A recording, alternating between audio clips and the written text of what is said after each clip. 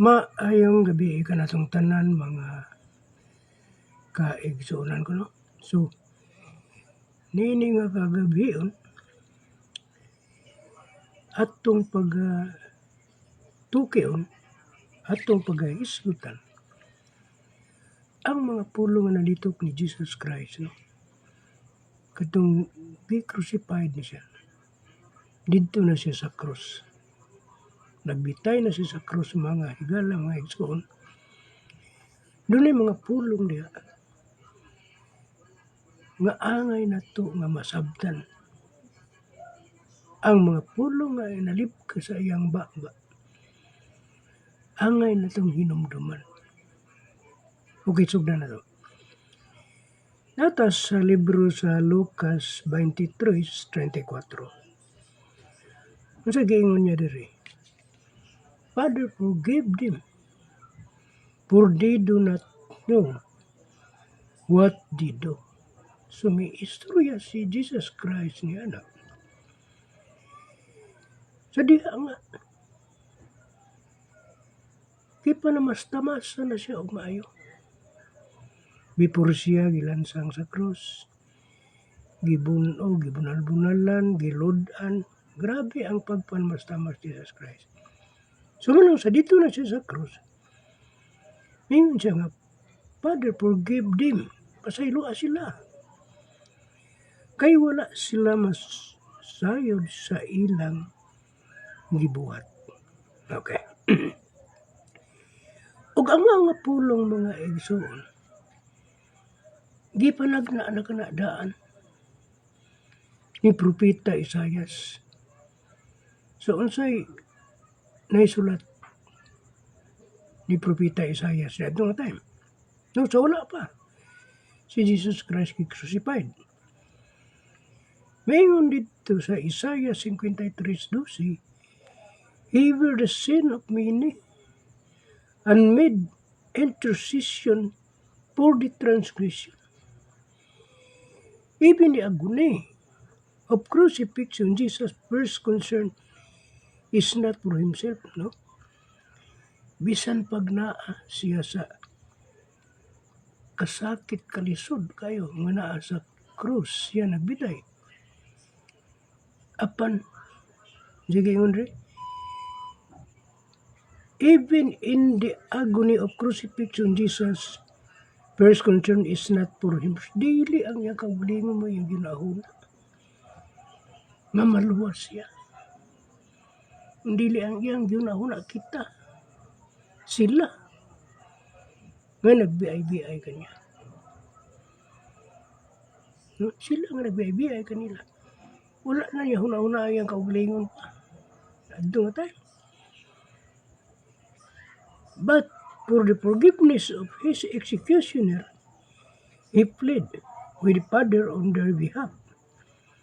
Cutting their ignorance, they demonstrate the boundless grace and mercy of God, setting the ton of atonement. Nakakuan mo mga kaigsuonan ni adtong the lost sheep katong nawala nga karnero. So 99 yang gibiyaan para lang pagpangita sa usa. Unsa ka importante mga kaigsuonan. Iyang pag-anidri ang mga dautan o ang makakasasala maoy iyang ginhian. No?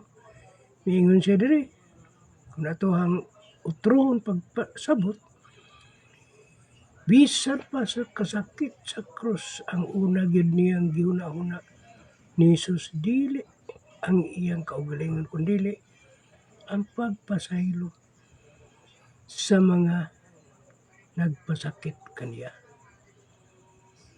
Nga nag-ingon nga wala sila kahibalo sa ilang gibuhat. Sinan ka? Ingon ang ato ang Ginoo nga wala sila masayod sa ilang gibuhat. Okay. Tinuod na mga kaigsuonan ko, the word of salvation sa Lucas 23:43. Truly I say to you today, you be with me in paradise. So, sa katong usa ka ano? Usa sa katong mga kauban nga gilansang usab dito sa cross. No?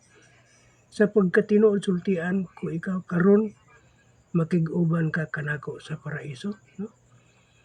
So, dunay duha katawo nga ato ang agay kapanaminan. Ang usa nagbiyay-biyay kaniya, bisan naa sa cross. Apan ang usa miingon nga kung ato ka na sa imong paraiso, uban na ako. So, nakita ni Jesus Christ na ay paghinulsol, na ay pagbasol ang maong tao. So, diha, miingon siya nga kining karong dayon uban ka kanako sa paraiso. Muna nga ang mabasa nato sa Romans 10:9. If you confess with your mouth the Lord Jesus and believe on your heart that God has raised him from the dead, you will be saved. Naluwas siya. No? So, ingon niya anak, grabe kapag ang kaluwasan nga gihatag sa Ginoo ka na to. No?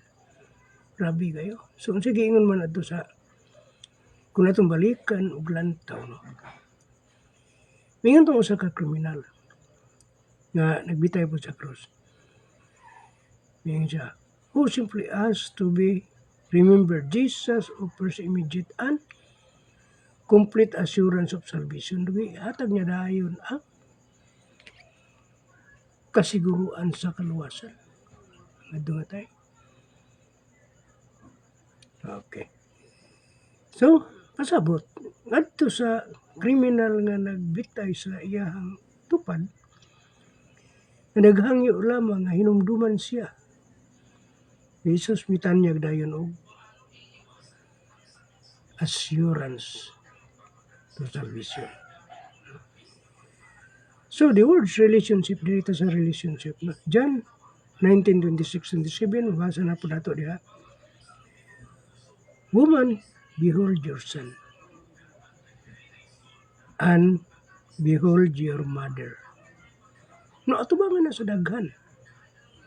Sa iyang mga tinunan, o doon pa sa mga Hudiyo, namiingon siya, babae, tanawa ang imong anak, ug anak, tanawa ang imong inan. So, ang gipasabot ni adto mga kaigsuonan mo, gisalig ni Jesus Christ ang iyang inahan ngadto sa iyang mga tinunan. Kailangan iya mga tinunan ito. Muna ngayon si Apostol Pablo sa ikaduhang sa unang Timoteo 5:8, but anyone does not provide for his own, and especially for those of his household, he had denied the faith.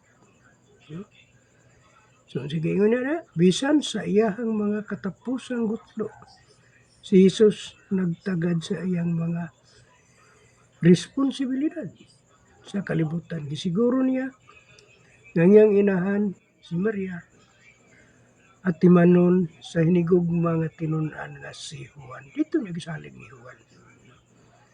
Naghimo kini og bag-ong espirituhanong bugkos sa pamilya sa nagpasiugda sa kamahinungdanon sa relasyon ug kaluoy. Relasyon and mercy of God, no? So, okay. Dili na punta sa the word of Angus, no? Matthew 27, verse 46. Ug sa Marcos 15:34, duha na kakuano atong mabasa.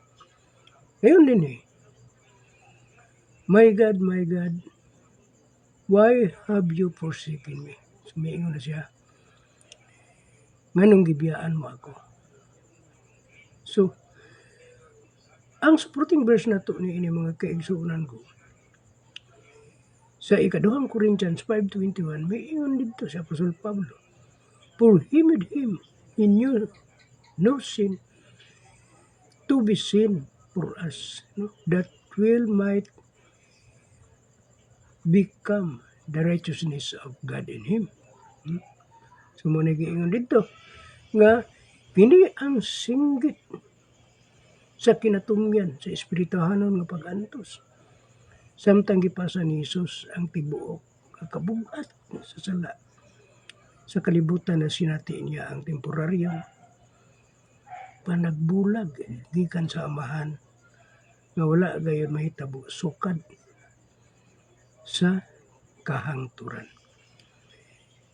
So gikutlo nato kini sa Salmo 22. Nagpahayag sa kahimong kamingaw ingon nga atong kapuli. So ang katong mahitabo ang mga kaigsuon nganong gibiyaan mo ako, dili ta mag-expect nga gibiyaan siya sa amahan. No, sumala pa sa Juan 10:30 atong mabasa. Siya mismo, si Jesus Christ mismo, miingon nga ako nga akong amahan usa lamang kami. Apan doon ay panagbulag. Lamang gud siya sa lawas nun nga kalibutanon nga lawas. Apan ang iyang espiritu gagikan sa amahan, gagikan sa langit. Nahi usa ang anak kong amahan pinaagi sa gahom nga ana kanila. Okay. Di ba the physical suffering? Ang mga physical pa suffering branggod daw. Lawas na mga pag-antos bilang.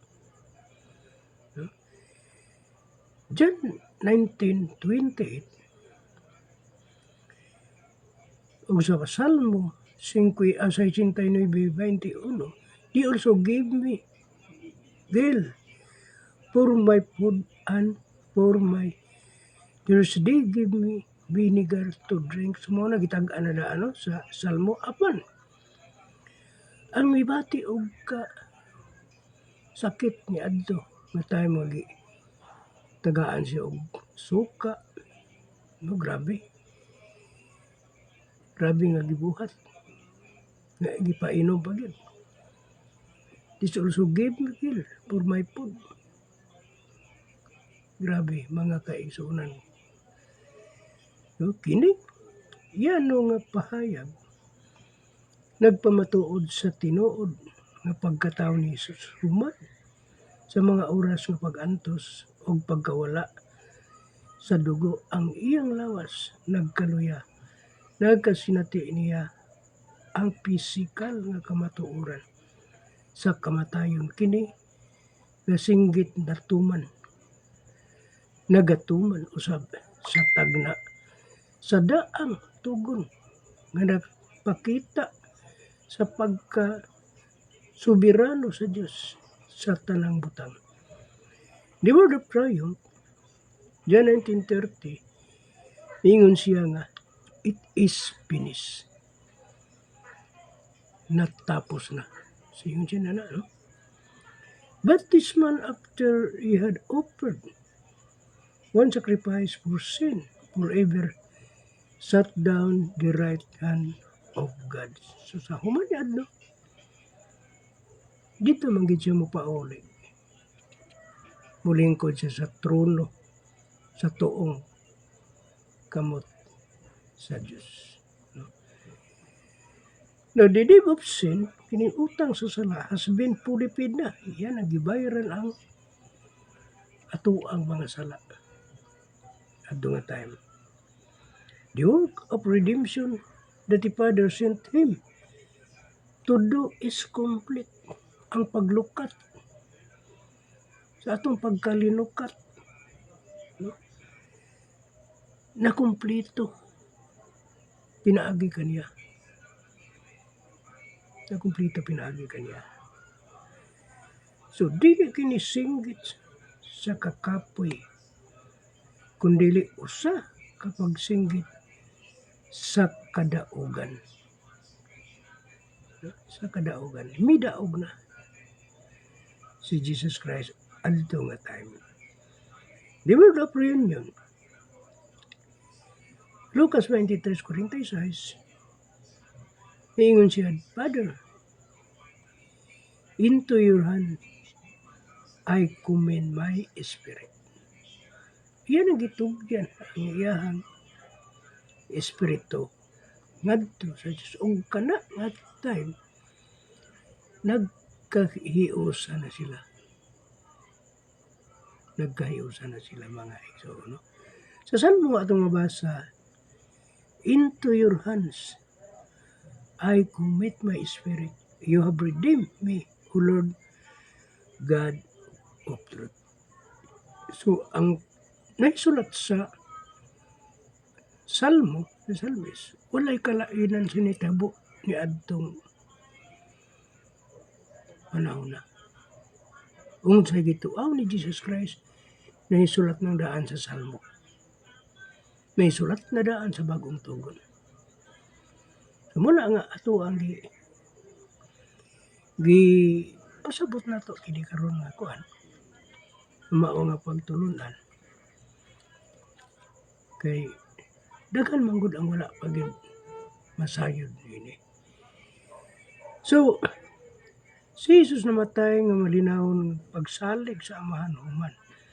Maagwanta ang kapungot tungod sa sala. Grabe. Ang sala ang gibayad sa atong sala. Mga kaigsuonan, grabe kayo nahitabo. Tungod sa sala, ang iyang relasyon uban sa amahan na uli na. No? Kaya may balik naman siya dito. Iyan naman surrender ang iyang espiritu ngadto sa amahan. Mo katong bahina nga. Mo katong pulunga. Nga nag-reunite reunion na sila. No? Nag-reunite na sila. Ang father and son. No? So, nindot kayo mga kaigsunan ang ato ang mga gituki karon ni ina kagabion. Inauto nga natay gamay nga nakutlo. So, hindi na ako kutob, maayong gabi o God bless ka na itong tanan.